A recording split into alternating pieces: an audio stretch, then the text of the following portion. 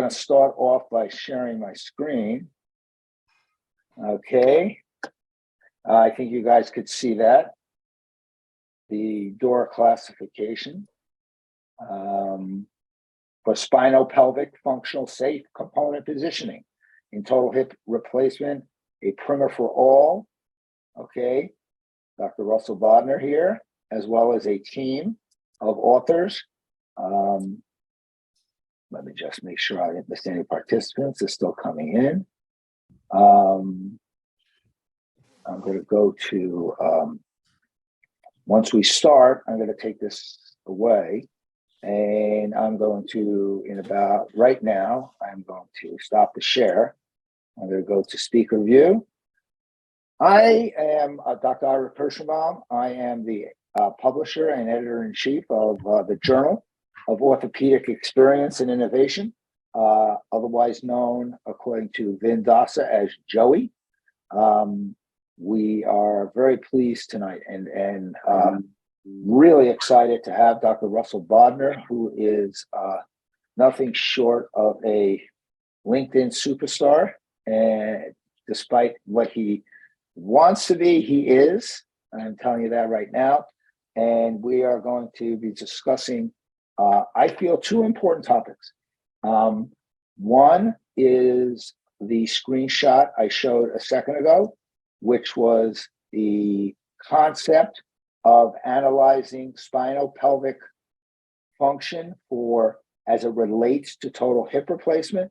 But in addition, we are going to talk to Dr. Bodner about Dr. Larry Dorr and his experiences with Dr. Dorr, because for many of the young surgeons who did not have an opportunity in their life to meet such a giant of Larry Dorr, Dr. Russel Bodner had I know, a great relationship, and it's important to get this, in my opinion, this word spread out of that era of great joint replacements. Larry Dorr, Charlie Rockwood in shoulders, Dick Rothman in joints, some truly brilliant, amazing people. So I'm very pleased to introduce Dr. Bodner. Russ, I'd just like to ask you to please introduce yourself however you'd like, and then I'll start with some what I call my softball questions. Okay? Sure, I'd be happy to, Ira. Thanks very much for having me. It's a real pleasure. I'm a practicing orthopedist in Sycamore, Illinois, and I do mostly general orthopedics. Over the years, I went from mostly sports medicine to joint replacement in the past several years, as I found myself involved in this research on spinopelvic parameters. I worked for 12 years in Santa Rosa, California, after I finished my training at University of Pennsylvania. I did a fellowship in sports medicine with Dick Stedman in South Lake Tahoe, and I think Kevin Plancher actually did a fellowship when he was in Vail. We are kindred spirits, sir. Yeah, so I did that, and I did a little AO fellowship in trauma, settled in Santa Rosa, and then came to Illinois 22 years ago to help my friends from residency take care of a Division I university practice. And I fell into this spinopelvic thing as a result of my interest in trying to find something new, something that excited me, especially going to the academies every year. And in 2015, I fell upon this idea that you have to take pictures of a patient from the side to understand how their bodies move, because the cup moves with them, and what we had always done didn't take into account any of that stuff. So that is really what incited me to become a researcher and brought me together with Dr. Dorr. So let me ask you a question, Russ. How did you it doesn't sound like in your training you spent time with Dr. Dorr. What was your first interaction with him that got this ball rolling? So the story goes like this: 2015, Las Vegas. I'm wandering the floor, the trade floor, and I come to this little booth that says Corin, and I meet an engineer named Brad Miles, who showed me what they're doing. And they're taking pictures of patients standing and sitting and bending over and saying, you got to measure this. And then we can tell you where the cup goes because the pelvis is moving. And I said, wait. What do you mean the pelvis is moving? Moving how? Nobody taught me how it moves. So he spent 2 hours schooling me. And then the very next day, I was wandering in the spine poster session and I saw a poster that one of the authors was Rand Schwarzkopf in the spine section with all these pictures of the pelvis from the side with a spine fusion, and this needs this and that needs, and I knew right then, I said, this is it. This is something I had never heard about, was never taught, a chapter in biomechanics that we need to know more about.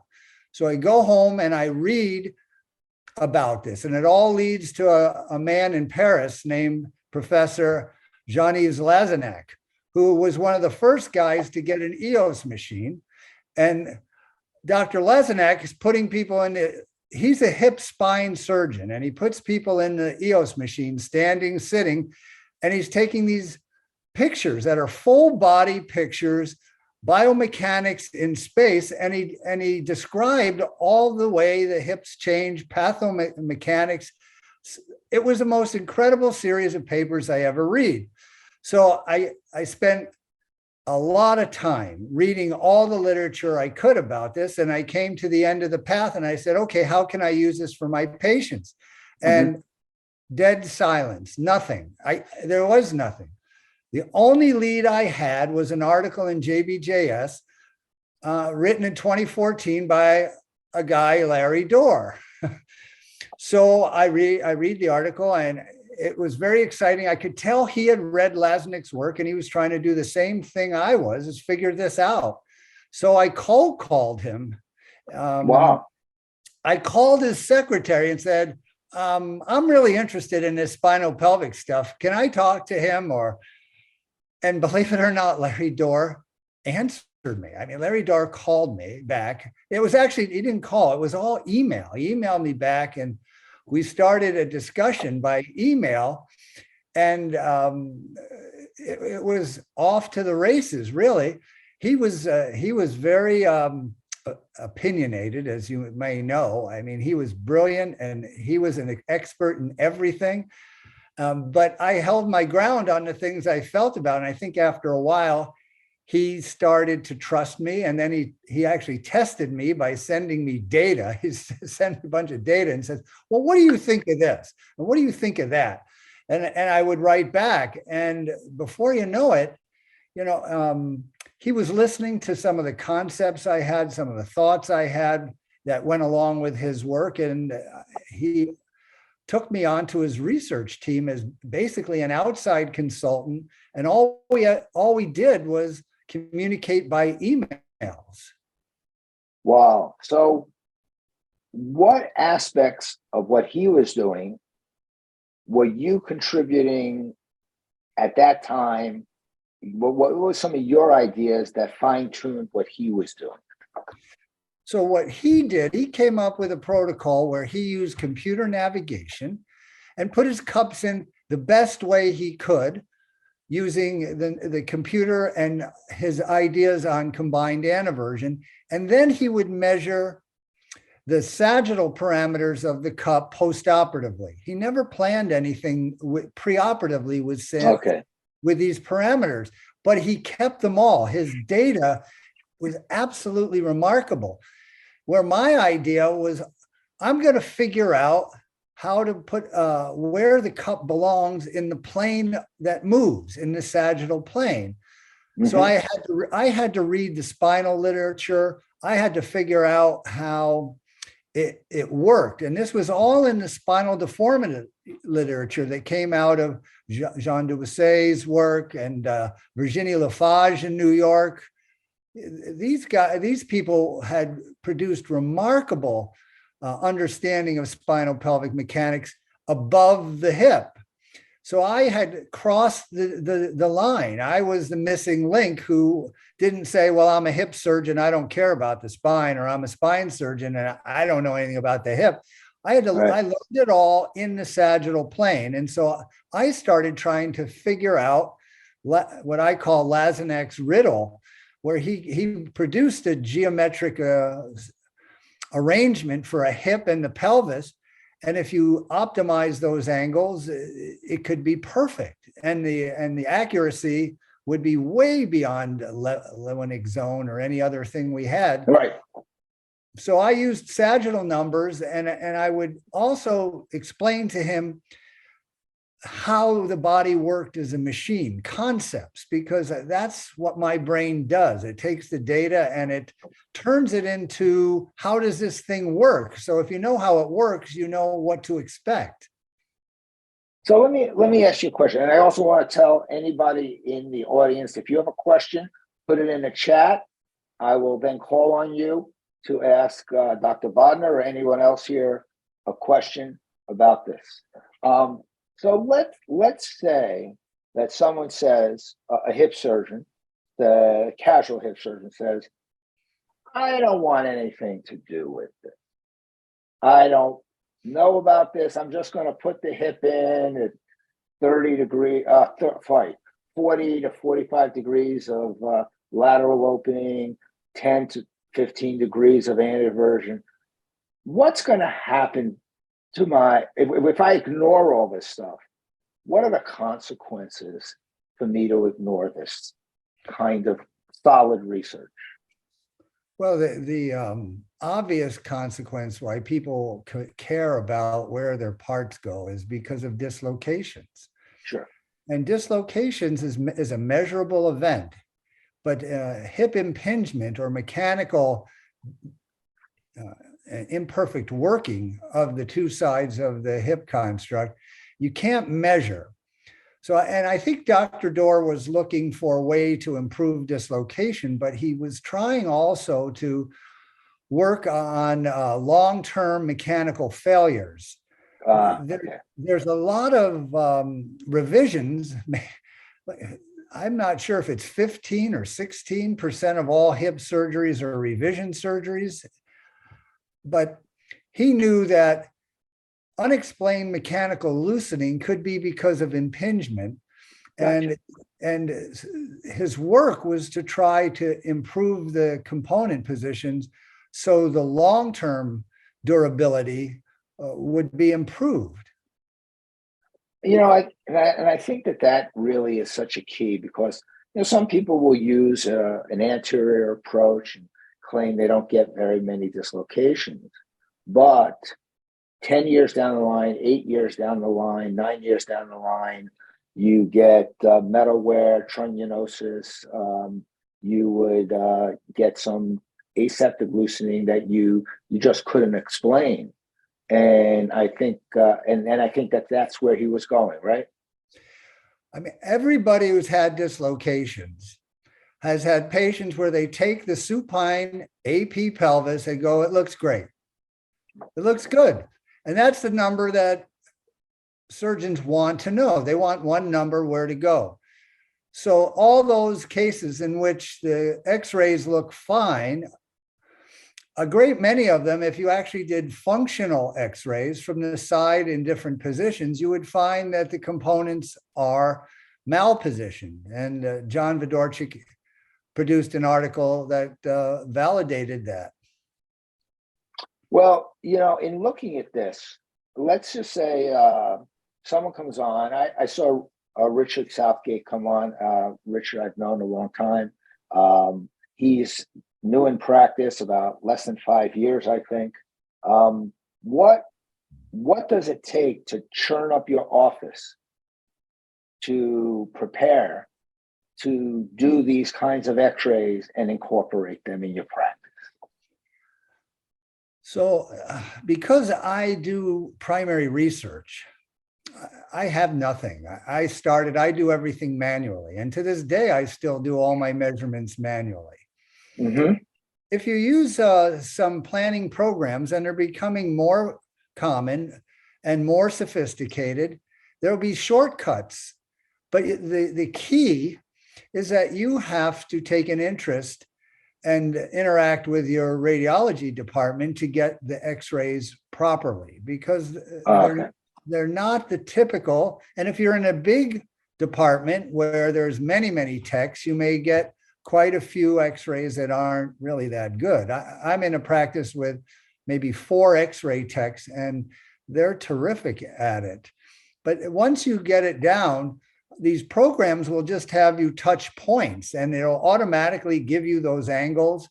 In fact, that's why this research is important, in that it will fuel the algorithms in the computers, in the planning programs.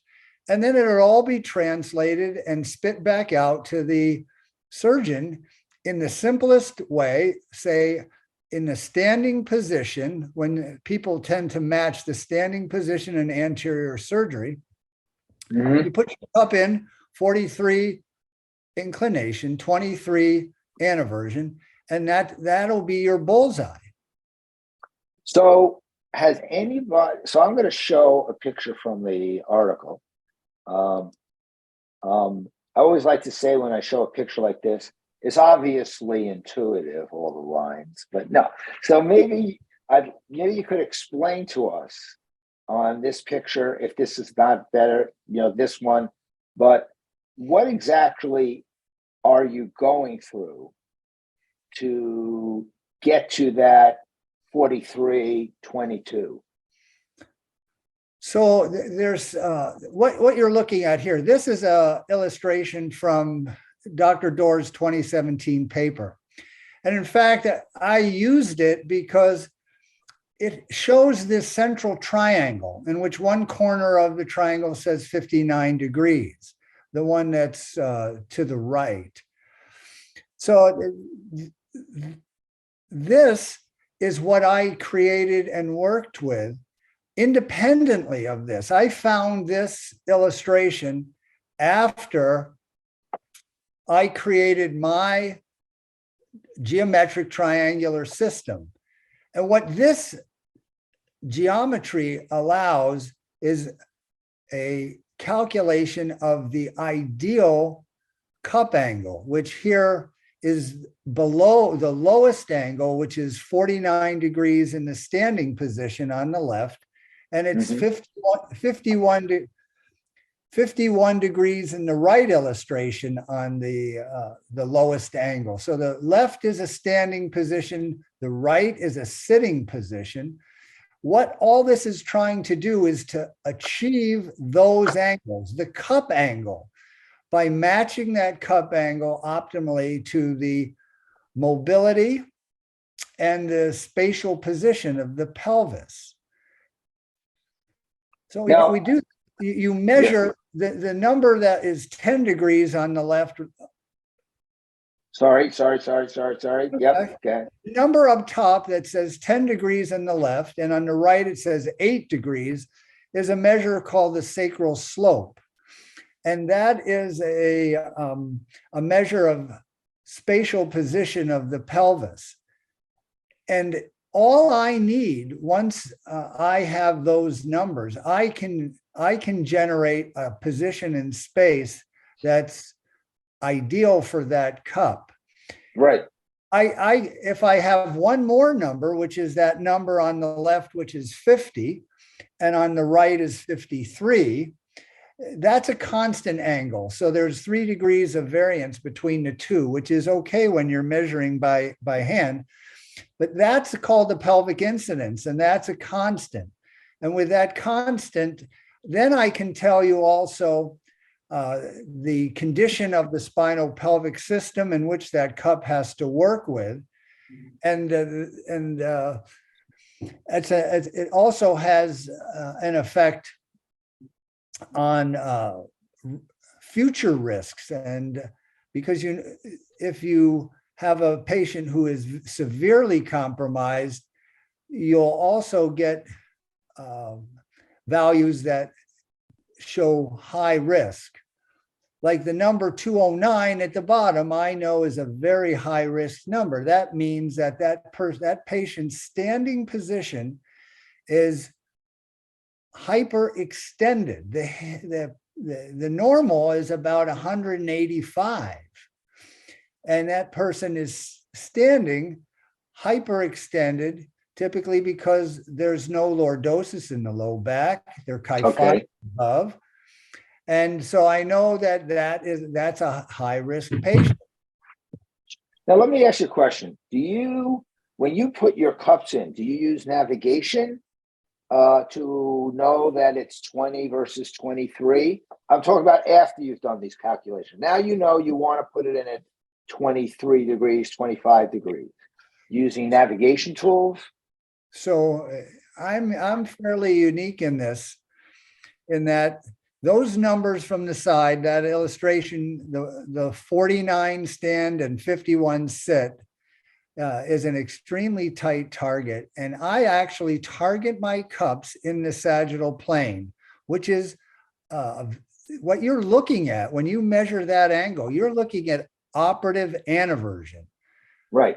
If you look at a coronal AP of the pelvis, it's easy to see the inclination angle and hard to understand the anteversion angle, because the anteversion angle is an ellipse.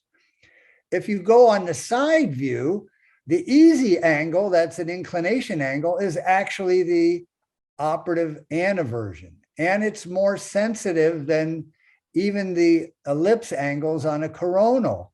So I actually have the patient on the side.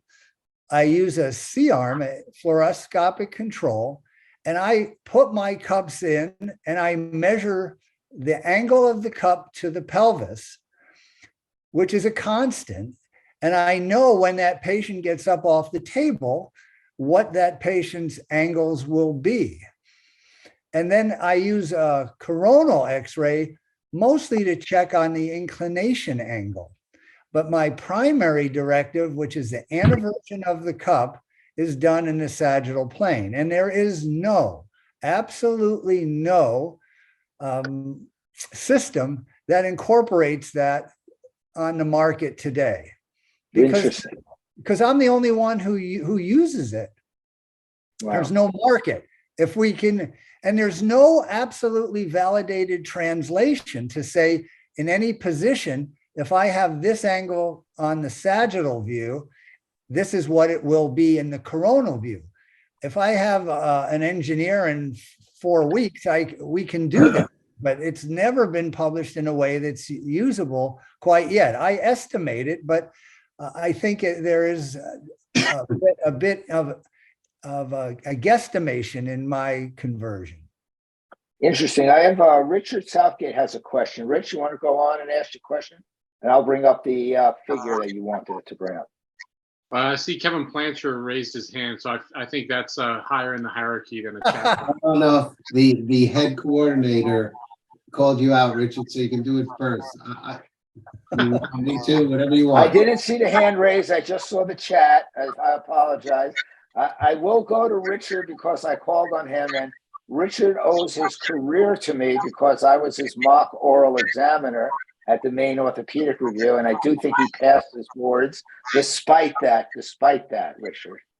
Yeah, I think I need to tithe to you for the next decade, I believe. Yes, correct. So, Richard, you had a question about figure 4. Yeah, so, I think I really, the thing that helped me start to understand this the most was figure 4, that when I was watching, I believe it was in 2019, when Larry Dorr was giving that symposium at AUKUS. That's when I started to be able to start wrapping my head around this. And, I realized in all our conversations, I've never really asked you what the rationale is for the yellow zone and why we would decrease inclination, perhaps for the hypermobile and kyphotic patients. So what you're looking at here, this chart is the Lewinick zone. And what I did is I told Dr. Dorr, this is what your recommendations do in a graphic form that people will understand. He had in the Steffel article in 2017 in the British Journal, he had distinct recommendations for mobility categories. So you have stiff as the red, normal as the blue, and hypermobile and kyphotic sitters, which have a great deal of mobility in the yellow. Now, at that time, there wasn't a lot of data. There was some that he had, but not enough to know what happens after you put the hip in. This is just was planning based on preoperative numbers. Now, I'll explain it this way, Richard.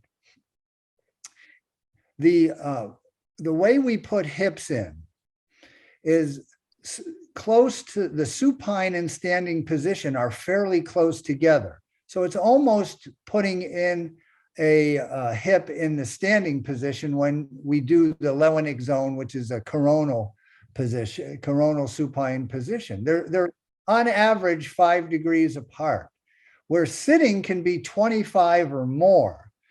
So if you want to put a cup in a hypermobile patient, you have to start it low when they stand, because when they have this big excursion, when they sit, it's going to be high.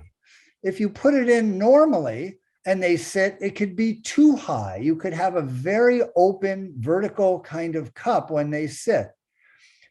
So, the opposite is when you're stiff, you have to put the cup in high standing because it doesn't go back and it'll be too low sitting. That's the one that's most of the scenarios, that's the one that's the most intuitive, that if you can't roll back your pelvis to accommodate the sitting position, then you have to put more anteversion in your cup to accommodate that.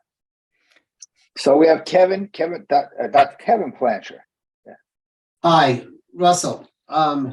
You're too brilliant. I'd like to take it back to a Google Earth position for me, just to help. So I've listened to Jonathan and all of these people. I want to get a better way to understand for the younger people. You either have a fused spine, and so now it's time to get a total hip, or you have hypermobile spine, kyphotic or whatnot, and it's time for total hip. And everyone else in the middle, I'm not worried about because they work out.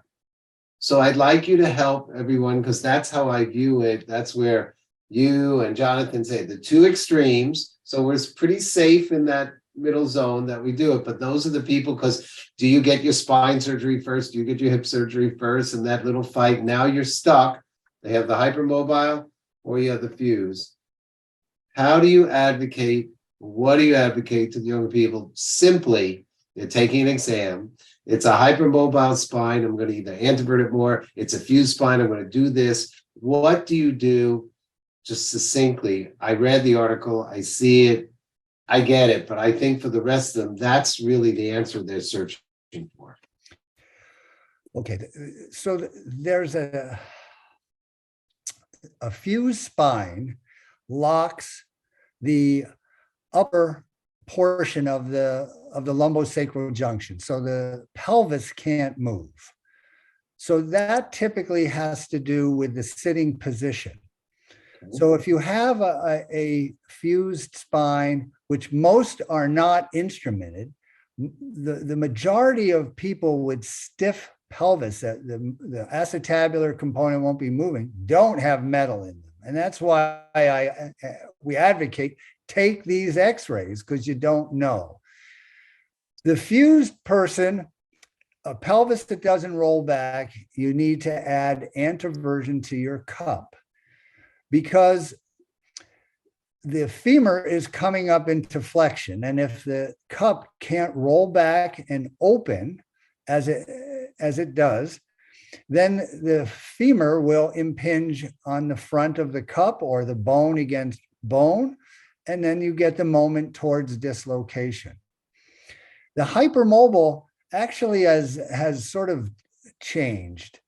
there's a couple of ideas on hypermobile. The vast majority of the hypermobile pelvis, so you measure sacral slope and it's over 30 degrees, that is because the hip can't flex. That's because of primary arthritis. So instead of flexing their hip, their pelvis rolls back and their spine straightens. So that they'll have a hypermobile, you could say, lumbar spine and hypermobile pelvis. That also improves considerably after the hip function is restored. So hypermobile patients become normal patients almost routinely. And you can treat them as normal patients for the most part. The ones you might worry about would be a lax 50-year-old thin yoga person trying to put their legs behind their heads. That is a different kind of hypermobility. But the majority, vast majority, again, 97% in John Fedorchik's study on this, 1 year after the operation, 97% were normal. And the only ones that weren't is because the other hip was affected. Got it. I appreciate it. I think it gives perspective to all the other details. Thank you. The other problem is, so we talked that about stiffness and sitting. Standing position is really a problem as well. And that goes along with the spinal deformity kind of patient. The patient who, when they stand, their pelvis has to rock way back so it looks like they're sitting, and that's what Dr. Dorr called stuck sitting. Those patients have a very bad spinopelvic mechanics, and they have a very high dislocation rate. And you can measure that multiple different ways. The common one, because John Fedorchik worked with Aaron Buckland, a spine surgeon, was to use the pelvic incidence minus lumbar lordosis. But there are other ways, but it's not just stiff. It's the standing imbalance patient, the kyphotic grandma. That's a perfect one. Kyphotic grandma has spinal pelvic problems and has increased risks of dislocation. So, Jan Koenig, you had a question to come in? Russ, great topic, Russ, and your paper was excellent. But you started speaking more about Dr. Dorr's first classification. When I first heard him speak about this, rest his soul, he was talking about stuck standing and stuck sitting. And I started looking at this like yourself, but I found measuring the x-rays in the office when I'm seeing 40 or 50 patients in a day is very tenuous and takes up too much time. So I looked and I got some software through Corin, through the hip simulator, and I do the same measurements you do, but I have them placed into the program, and then I can plan my cases. What I found is that when I have the stuck sitting or stuck standing, besides changing my componentry, it might alert me to use a dual mobility liner as well in the cases that are very, very potentially unstable or have a very small target to hit. So my question, I think, was asked before is, what do you use to hit the target? Because I find that conventional instrumentation, you don't know really where you are. And if you're doing a posterior approach, that patient can shift, and tools can shift. So what are you using to put it in? And are you looking at the femoral side? Because this is a two-sided joint. And by doing all these pre-op measurements, I do get a CT scan pre-op on my hip patients. And I've seen the femoral version anywhere from non-antiverted to 45 degrees of antiversion. So you have to take that into account as well, don't you, in planning? Great job, Russ. Thanks, John. So combined antiversion, I mean, that was probably the most important and most controversial area that you raised. Posterior approach surgeons have to be meticulous about combined anteversion, because the hip actually dislocates easier out the back than the front. It's hard to dislocate a hip out the front. So anterior hip surgeons typically don't know their femoral version or control combined anteversion when they're doing their hips. But posterior, they do. I do posterior because I want to know my femoral version. I want to control combined anteversion, not only for dislocation, but for impingement, mechanical loosening. Maybe a femur loosens prematurely because it's hitting. You're not sure because we can't measure this very well. But combined anteversion can be told when you put your broach in the femur in a posterior approach. And what I do is then I manage my cup position once I know what my version is. And you're absolutely right that femoral version has a much, much broader range than native acetabular version. For years, I was always thinking I'm putting it in 15 degrees of anteversion. If I go back and look at 20 years of op reports, that's what's in there. But now it's a really individual anteversion that I'm doing. Yeah, and your simulation, you mentioned the program that you use takes the anteversion of the femur into consideration.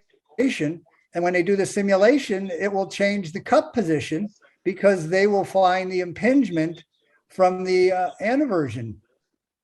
What I find with the simulators, though, is they don't give you good tissue tension. No, we can work on lateralizing and everything, but it still doesn't measure the tissue tension. So you really can't get that from the simulators. That you get from inside surgery, your feel. But I think this is a very important topic to prevent dislocation and early loosening. And in my article, I put very clearly the combined parameters or combined anteversion and the combined sagittal index, which combined anteversion, you can think of the spatial position at one position, which is usually measured the supine position. And combined sagittal index is the combined excursion of the cup and the stem in from standing to sitting position. Those are the mechanical parameters of the construct, both sides, which there's no other written recommendations that take that into consideration. One more thing, if we want to do this well, and if you're going to pick out an individual patient's target, we need a device to hit that target. And I'm thinking something, because you're wearing great looking glasses like Google Glasses or AR, that we can program in our target and we can guide the cup and stem right down there. I think that's the future. No doubt. I'm totally with you. Yeah, that was a question I was going to bring up for Jan and for you, Russ, and for anyone else who's doing either robotics or AI or augmented reality or any of these tools. It seems that some of the companies are a little, based on this data being around for so many years, not programming that into the robotics. Am I right about that, Russ? That it's not currently programmed into the robotics with the navigation? What parameter isn't? No, the preoperative information that informs you of where the cup should be. So they are. I mean, they are. If you look at the system Jan uses, the system John uses, and some of the other guys at HSS, and those systems, you put in the sacral slope, stand, sit, you can put in pelvic incidence. I am working with IntelliJoint, which just came out with a planning program, and that's why I became involved with them, because they're putting in functional spinal pelvic analysis to help target your cup. At this point, not all of them have the femoral side. The ones that are image based, CT based, has the femoral version built into the programs. If you're image less, most of them do not have the femoral side. I know in the OPS navigation, We get everything that you say for a pre-op plan, but we're still developing a device to hit that target with a degree or less of accuracy, right? Because that's what we need to get to. Precision, Jan, precision. Accuracy is the target, precision is hitting it. Right. That's a great quote. And then, so Jan, you're saying that we know where to put it, but we don't have the tool to feed it exactly where we want to, right? We're working on it. We are certainly working on it with Nav Swiss and other companies. But I think for all surgeons and their teams, wearing a helmet or some special glasses so the whole team can see what's going on is going to be the future. Not only for that, but even for resident education. You and I might be doing the case and we're wearing these helmets or goggles and we see one thing, but a resident might get an educational thing. He'll be seeing what we're doing, but he'll have a narration. This is what the surgeon's thinking. This is what the surgeon's going to do next. I think that might be the future GME education in orthopedics as we get more into mixed reality and augmented reality. But we're just touching the basis of that science now. We really don't have it at our fingertips. That's great. I use fluoroscopy and measure it off the angles I want off the screen. There's no commercial program that will allow me to do my own technique. Interesting. Richard Southgate, you had another question. Yeah, Russ. So obviously I, like a lot of other people, follow you on LinkedIn, and I think your most helpful posts for those of us trying to understand hip spine, or where you kind of work through these cases. How do you get that view for the X-ray to estimate anteversion? Because I imagine you're not always getting a CT scan to estimate femoral anteversion preoperatively. I don't get CT scans. So correct. At one meeting, I saw Tom Schmaltzried present on the modified Budin view, B-U-D-I-N. It's an X-ray where the patient sits and they have their leg abducted, and you can see the posterior condylar line of the knee and the neck of the femur. And so I started using that, and I use it. It was validated, but I didn't trust it. So I started using it, and mostly to see, do I have an outlier? Like Jan said, if somebody has 40 degrees of femoral anteversion, I want to know that before I go in there. And I actually found it to be pretty darn good. It doesn't tell you exactly, because the version that you're interested in is what the broach, where that head is on your construct, where the broach is putting it, not the native.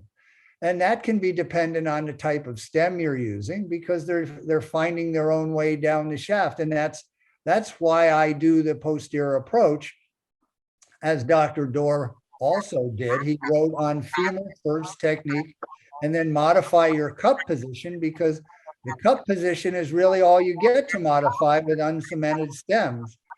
And so you can change your cup position to keep it within the limits of combined anteversion. And, Yeah. and you can test it very, very well on the table in the posterior approach. Yeah, I'm doing more than half my hips anterior, but I think it's important that we don't turn into zealots, and there's a lot of anterior zealots out there. I do agree that I think you'd mentioned it first, but I also found it is hard to I think you end up gaining a little anteversion if you're not careful. And it's a lot harder to control your femoral version with a DA hip, at least in my hands. Yeah, I don't do DA hips. Yeah. I tried a few. I didn't know where my femur was, and I broke one. So I said, I'm going back until I know how to do it. And frankly, I was hoping with my experience that I would start working with some company that might be interested in my expertise, and then I could use their planning programs and help develop them. I mean, that's all I want to do, is develop ecosystems and planning programs to help surgeons get it right. But so far, it's coming slowly. So I have a question about that speed and the speed that innovation gets applied is of always great interest to me. If you had to predict Russ, Richard, Kevin, Jan, when will we see that precision happening? And this whole concept being incorporated. So the problem is solved with the augmented reality, with the pre-op planning programs, with IntelliJoint, with NaviSwiss. If you could predict the date, I'm just kind of having fun with this now. I don't want to see. Yeah, We've been working on this for a few years now, and we're getting closer. We really need to hit that target. We need a device to do that. But science takes time, and it's been a hard equation to do because we're looking at a lot of things. On the knee side, I found that I never needed an MRI or a CT scan. I found that added no value to what we were doing with omnibotics. When I did a little study, if you had 20% of robotic knees requiring MRIs pre-op, that was going to add $2 billion to the healthcare budget per year. And that's only a 20% penetration, right? So I was always against that. But for the hip, once I got involved with the spinal pelvic relationship, I saw a lot of value in that pre-op CT scan. Even though it adds a little bit of radiation, I think being able to hit the target, diagnose the target for that patient is very valuable and worth doing the CT scan pre-op. It's more accurate than even doing the x-rays that Russ is talking about. And then all that data goes into our hip simulator on the OPS. We can do the same thing if you have a loose hip, any kind of hip that's causing pain.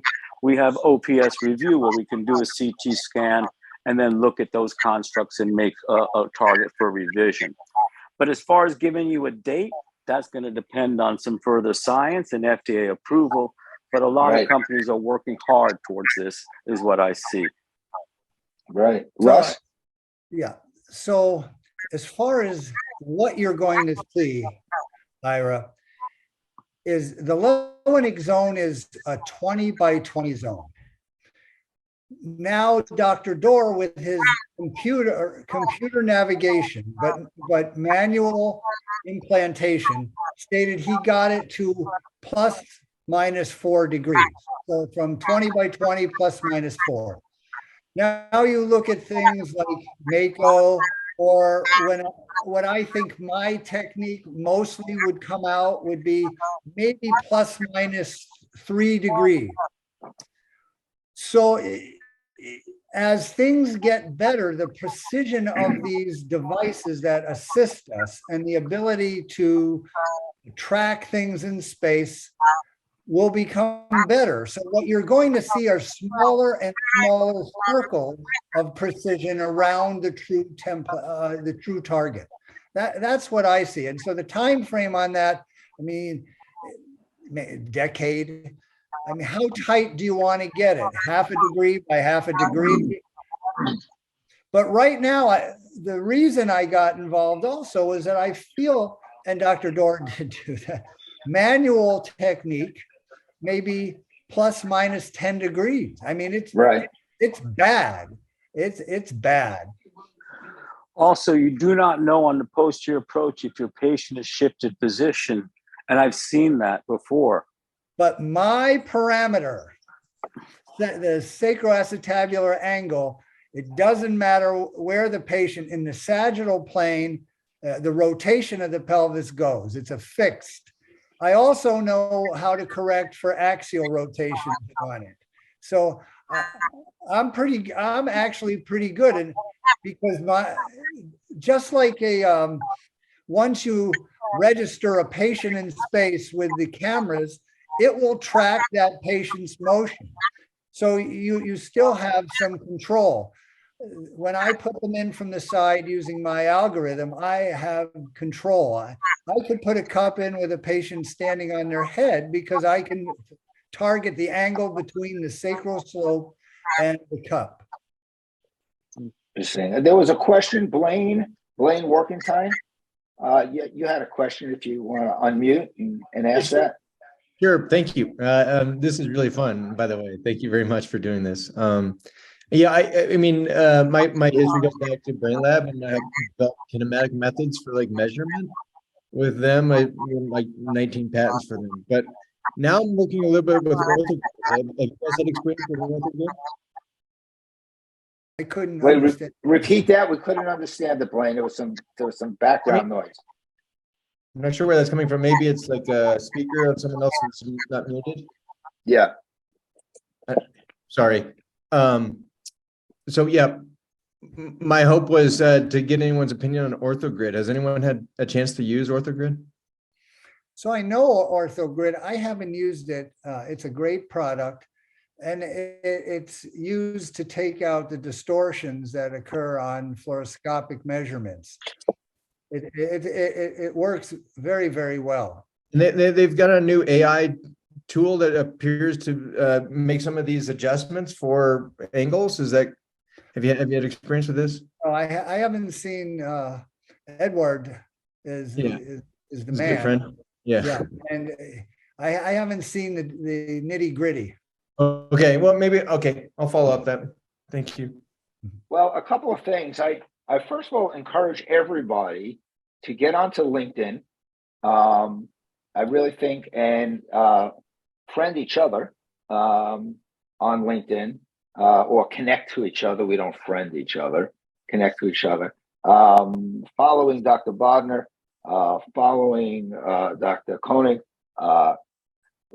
Richard Southgate, Kevin Plancher. If you lose your mind, you may want to follow me even.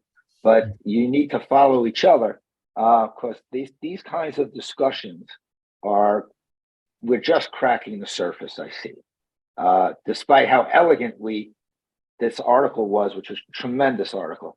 And I just would like you, Russell, we're sort of at the end. It's amazing how fast this time goes. Mhm. It's really unbelievable. But I wonder if you could just give us some insight into some of the musings of the mind of Larry Dorr. Just a little change of that, you know? I have communicated with him probably 1,500 emails over 3 years. And he had a mind that was unreal, how he had it figured out. He, on almost anything you asked him, he gave you the answer. And you try to debate him and he would try to shut you down because he had the answer. And he lived life to the utmost extent. He did everything larger than life. The thing that impressed me most is how responsive that he was. I mean, I knew he was a busy man, and I selfishly, so to speak, tried to hog as much time of him as I could. And he never once told me, stop, I've had enough, go away. He would engage me all the time. The other thing, because I didn't train with him, I didn't do a fellowship with him, I didn't know him. I met him only a few times in person, maybe 5 times in person, usually at meetings. And no matter where I met him, a constant stream of people just showed up to talk to him, shake his hand, take pictures with him. So I really realized how big his reputation and the love of people were for what he did. I think he's one of the fathers of ACUS and the Hip Society as well. Oh, he was the president of Hip Society, Knee Society. He founded the Journal of Arthroplasty. He founded ACUS. I mean, it doesn't end with him. He did everything. Well, I think this is amazing. I think he, if I didn't beat him to it, he would have founded Joey as well. I'm sure. Maybe so. I mean, I felt a feeling toward this man that all I can say is it was like my second father, because I was a nobody. And how many big shots give nobody a chance to contribute and participate. I mean, the change that has occurred because of my interaction with Larry Dorr has been monumental. And you know what? A lot of people say the same thing. It's amazing. It's an amazing story. I want to thank Russel Bodner and everybody who contributed tonight. Russ, if you'd like to say another couple of things, fine. Otherwise, I'm going to call it a night. We're at 8:59. But I really want to thank you so much. Your contributions on LinkedIn are legendary and astounding. And the contribution tonight on clarifying what to many people has been a very complex topic has been just an eye opener for all of us. I want to thank you so much. My pleasure. I promised Larry Dorr that my legacy would be to teach what he had taught me and what we had learned together. Because I'm not an academic, it's very difficult for me to produce papers, but I have no platform. I'm not in the inner club, and so I used LinkedIn to teach, and that's what I do. And it's opened up a whole new network for me, friends around the world. I mean, it's just incredible, Ira. You do a great job, Dr. Bodner. Thank you. Thank you very much, Beth. Russ, you're an excellent teacher. Whenever I'm at a meeting, I'm always seeing you at the posters and looking at every single paper and trying to figure things out, just like I do. You do a great job, Russ. Thank you very much, John. That means a lot to me.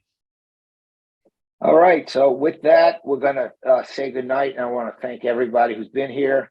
Always feel free to post about this. This recording will be on the Joey website and the YouTube channel, and will be, of course, pushed like crazy on LinkedIn. And I want to thank everybody for coming tonight.